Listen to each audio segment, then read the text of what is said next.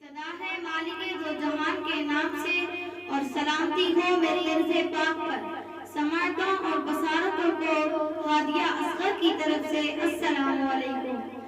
آج کا میرا موضوع آج کا مسلمان اور قرآن۔ پاکستان میرا پیارا ملک، دین اسلام اس کی بنیاد، مسلم دنیا کی امیدوں کا مرکز، اسلامی دنیا کی پہلی ایٹمی طاقت، تمام عالم کی بہترین جانثار فوج، علم و روشنی کے اعلیٰ مراکز، سونا اگلتے میدان، ہیرے پیدا کرتے بھاڑوں صحرا،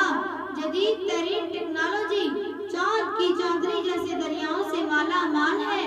مگر میں سوچتی ہوں کہ ان تمام نعمتوں کے باوجود پاکستان اقوام عالم میں بدنام کیوں ہے؟ اس کی بنیادی وجہ صرف ایک ہے کہ ہم نے قرآنی تعلیمات کو اور اسلام کو پسے پشت ڈال رکھا ہے۔ ایک بات یاد رکھیں، ایک مومن کے لیے،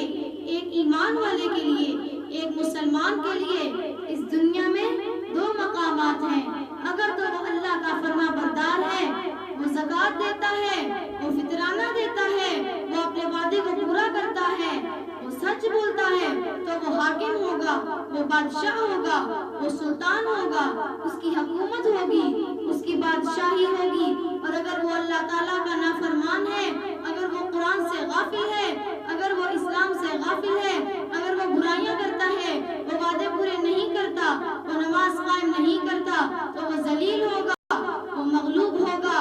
آخرت میں وہ دوزخ میں ہوگا۔ اللہ تعالیٰ اس کے بارے میں قرآن مجید فرقان حمید میں ارشاد فرماتے ہیں، جس کا مفہوم ہے پارہ نمبر 9 آیت نمبر 95 سورۃ الاعراف، وَلَوْ أَنَّ أَهْلَ الْقُرَىٰ آمَنُوا، اور اگر یہ لوگ ایمان لے آئیں، اگر یہ اللہ تعالیٰ کو ایک مانے اور اگر اللہ تعالیٰ کی عبادت کریں،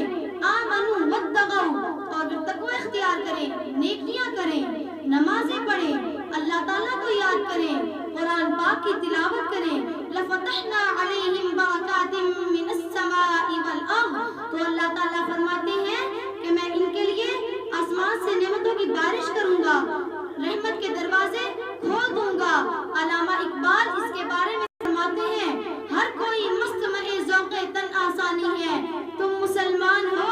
یہ انداز مسلمانی ہے، حیدری فخر ہے